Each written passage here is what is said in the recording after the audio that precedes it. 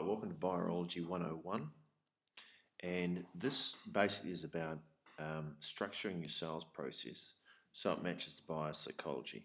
And in fact, we're really interested in the piece that just before someone asks for an appointment, what should you be doing? Why? Because we want to reduce the sales cycle, we want to increase our chances of winning the deal, we want to reduce the heavy lifting that sometimes has to be done, and we want to replicate you or your best salesperson. Okay, so we want to make the whole selling process easier, particularly when you're in an appointment. Why? Because you really only want to meet with people who are pre-qualified, pre-motivated, pre-educated to ding business with us, should be doing, and aware of the dangers of doing business with anyone else. Okay, I'm just going to read that. Ideally, the ideal scenario should be you only want to meet with people who are pre-qualified, pre-motivated, pre-educated to doing business with us or you, and aware of the dangers of doing business with anyone else. Now, when are you going to use this tool, this strategy? Just prior to having a meeting. And how you're going to courier it in a box, ideally, or not so ideally, you put it in the mail and you send it to them before the meeting. Okay, remember, we want to reduce the sales cycle, increase our chance of winning the deal, reduce the heavy lifting, and replicate yourself by having effectively your best salesperson doing a pitch to them before you turn up for your meeting. So that's the whole point of this little exercise here. And basically, now the problem you've got, or most people have, is they don't have enough leads who are discerning about who they meet. So what that means is you end up having a lot of meetings with people who really aren't qualified to be having meetings with you, and you end up either having slow sales cycles or you get lots of no's. So that's the problem we want to overcome. When you've got an abundance of leads, you can choose who you meet. You can only meet with the ones who are pre-qualified, pre-motivated, pre-educated to doing business with you and aware of the dangers of doing business with anyone else. So the point is, that's what we're looking to achieve here with this Buyer-ology section. So let's just have a look. Let's just go back a step and have a look at some of the concepts. Now, just remember what a one-step marketing system would be. What that would be is you'd make an offer, you'd put it into the market, and then some people in that market would go out and purchase your stuff. Okay, that's great if you can do that. And some people can. When you're selling high-priced services, it is possible sometimes, but it's usually pretty hard. So what we normally do is we look to drive people to an appointment, because a lot of people won't buy without having met you. And I remember just a brief story, but I had a guy who I wanted to do some mortgages with. He'd never met me. He'd sent me a couple of emails, had one phone call. Now, I wanted to change across $1.5 million worth of mortgages, and I wanted to meet the guy for a coffee. And he was reluctant to meet me.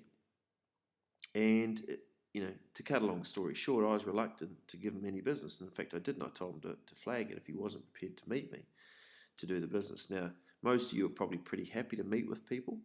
So most of your marketing is around, you make your offers into your market, you look to grab a lead, and then usually it's, hey, can we meet, and we'll have a chat about it, and then hopefully convert that to an appointment. So we'll call that two-step.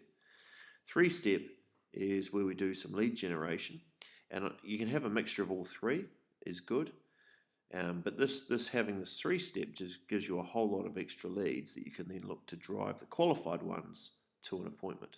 And remember, your monkey's fist is your problem-solving information that is of high relevance to the people who are looking to purchase your product. So if you're selling real estate, the monkey's fist might be how to sell your house for the top dollar in the fastest possible time.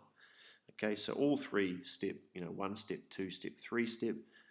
Ideally, if you had all three, it would be great. The whole point of three-step marketing is it does give you a whole lot more leads. You get a lot more leads for that than you will for one and two-step marketing. And it's a case of you nurturing them with a bit of follow-up that you've already pre-built and drive them to an appointment. Does require a little more psychology. Okay, so concept number 2. If you're going to sell what John Smith buys, you need to see the world through Joe. You need to see the world through Joe Smith's eyes. It is actually normally John Smith, but seeing we've got a picture of a woman here, I don't think John Smith is particularly appropriate for that quote, right? So anyway, automatic pilot kicks in. So we need to start building, and you need to start thinking about your sales process, which is a bit more aligned with how buyers are thinking. And that's what this little segment's about. So bear in mind, here is how buyers are thinking. There's different types of buyers, and of course in marketing, you've got to segment everything up. So you can't have one message to everyone because they're not all the same. Get rid of Murray Stewart. Anyway, we know, generally speaking, all the research says that if you were to cold call 100 people, 3 to 5 of them would be ready to buy right now. And they'd probably say, oh, good timing. I'm glad you called because we are actually looking to do something right now. Another 12 to 15%, let's call them the B prospects, are considering it. They're thinking about it. They're not ready to buy yet, but they are thinking about it. And then there's 80%, let's call them Group C, who are not looking. They don't want to buy and they're not even thinking about it. So they're the ones that would read your ad and just completely ignore it.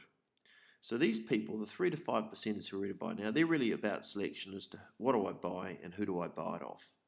So that's when you go in hard and you make your irresistible offer to these people and just drive them straight to an appointment or straight to the sale. That's fine.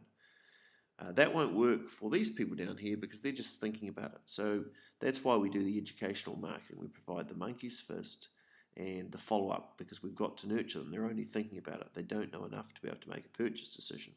So we follow up, and we look to drive them to becoming an A prospect, a 3 to 5%. And in fact, these people are best. If you can find these people early and move them up to becoming an A prospect, then they're all yours because you've given them so much education and value before you get to the meeting that is when they become pre-motivated, pre-educated, pre-sold to doing business with you and aware of where are the dangers of doing business with someone else. The other ones we don't even bother. So it might look a little bit like this. At one end of the scale, you've got uninvited. If you were to turn up and cold call, you'd be an uninvited pest. At the other end of the scale, you're a welcome guest. They invite you into the office. They might buy you a drink and go out for the coffee because they like you. They're a client. Okay, so at point A, I guess those 3 to 5%ers, they're ready to say, yes, we want this product or service done for us. They may not have selected you yet. Point B, they're thinking about it. Point C, let's forget about them. Now there's a concept called heavy lifting, and that is that when someone's not ready to buy yet, somehow they need to educate themselves to get to a point A and make a decision, yes, I want to do it, now it's a case of who I select. Or if you're smart with your marketing, with your educational marketing, you'll do it for them and you'll help them get from, let's say, point B to point A. Let's forget point C's. Why even bother? Okay, so we're looking to find who the B's are, and we're looking to drive them to have an appointment and get them to point A before they get to the appointment. And we do that basically, obviously we find them by using the monkey's fist. Should be pretty familiar with that now. And then we drive them to point A by education and giving them good value, educational value that helps them out and it's pretty cool to them and entertains them and empowers them and educates them, obviously. So that's how we do it. And then they're highly motivated, highly educated, and they're ready to buy. Now, most people don't do this. Most people find the maybes, have an appointment with maybes, and wonder why the sales cycle takes a long time. They wonder why people don't make their decisions, why people say no. It's because they're not ready. They don't have enough information that they require, or they're not quite ready. But usually they're not quite ready because they don't have enough information to be able to make a good decision, particularly when they're buying a high-priced service or product. So, got my numbers out at the wrong. So how do we educate, or how do we do the heavy lifting? Well, often if you're going to have an appointment, just go back here. If you're going to have an appointment at point B over here, then you've got a lot of heavy lifting to do to get them to point A. Right, they're a maybe. And yes, they're interested to talk to you, maybe, but they're not really ready to buy yet. So if you are trying to move them from point B to point A face to face, it takes a lot of effort and maybe a number of sales calls. Now, obviously, if you get them in time early with your monkey's fist and then you provide educational follow-up, that's great if you get them early. I guess we're particularly looking at the people where we're going to use a shock and awe box or a pre-meeting information pack. Now, they're probably these two things are pretty much the same.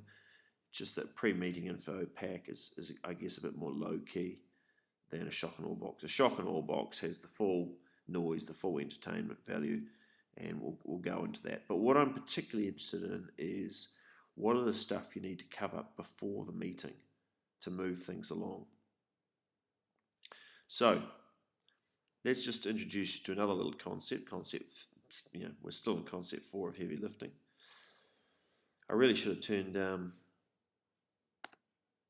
Skype off, shouldn't I? It's annoying that. But anyway, 4 gears. So if you look to start a car and you look to start a car in 3rd gear, what tends to happen? The car might splutter and choke and putt and then stop before you get it going. What we normally do when we start a car is we get into 1st gear and then we get a bit of acceleration going, move it into 2nd, and then move up to 3rd and into 4th and into 5th. Well, it's a bit the same in selling, and most people try and do their selling. They try and start off in 3rd gear. And let me explain. For someone to be ready to buy, the 1st gear, or the first thing they've got to agree is that they have a problem, or they have a goal at least. People don't buy things unless they have a goal. And the goal is usually to save the problem, usually. So unless you've got them to agree that, then it's no point going any further. Now, once they agree they do have a problem, and actually, sorry, just those people on point C, if you remember that little arc before the point C is the 80% who aren't interested, they're people who don't agree they've got a problem. So if you cold call them or you market to them, because they don't have a problem, they're not interested in talking, and they're not interested in buying. Once you've got them to agree they have a problem, you've got to get them to agree to a generic solution. So if the problem is we've got kids for the summer, and what are we going to do with them? You've got to get them to agree, and you sell swimming pools, you've got to get them to agree that getting a swimming pool is a good idea, regardless of whether it's yours or anyone else's, unless they say, yep, we have a goal, we want to provide some good times for our kids, or we want to solve a problem, or what are we going to do with the kids all summer? You've got to get them to agree to gear 1, and then agree that a swimming pool would be a good idea, regardless of whose. Once you've got those 2 agreements, you've then got to get them to agree that your option is the best option. Of all the swimming pools, your one is the best. Okay? And then you've got to get them to agree that they like you and want to work with you and want to buy off you. Because they could agree that your swimming pools are the best, but if they don't like you, then they're stuck at gear 3, you haven't got them to gear 4, and they're not going to buy if you haven't got them to gear 4. They've got to agree that they like you and that they want you. I'm sure you've not bought off someone because you just didn't like them, but you knew they had the best product. So those are the 4 gears, and you've got to take them through each of those gears. So what are the questions that people need answered? And my whole point with this is you can answer these in the meeting, in your 1st or 2nd or 3rd meeting you have with someone, or you can try and answer them all and have them all covered before that 1st meeting. Now, obviously, if you've got a follow-up process and they're getting monthly newsletters and bits and pieces like that from you, you can cover this in those newsletters. But let's say you don't. Let's say you just pick up a prospect and for some reason you decide you can have a meeting. You need to, I believe, get all this education done before you turn up to the meeting, or as far as possible, so that when you turn up to the meeting, ideally, they are ready to go. They've had all their questions that made them feel a little bit uncertain answered. They have had all their objections answered. They understand why people choose you. They understand the value of what dealing business looks like. They have a rough idea of what the ballpark price is going to be, so they're not shocked. They know before you turn up. They know what the process of buying looks like. They know what it's like to deal with you. They know a little bit about you. Sorry, these are just 2 examples of, if you're sending a shock and awe box, a fancy one, if you can, it needs to be fancy ideally. And we've had some people do it in cones. And so, obviously, this one over here is my one. I'll just go back to that previous slide.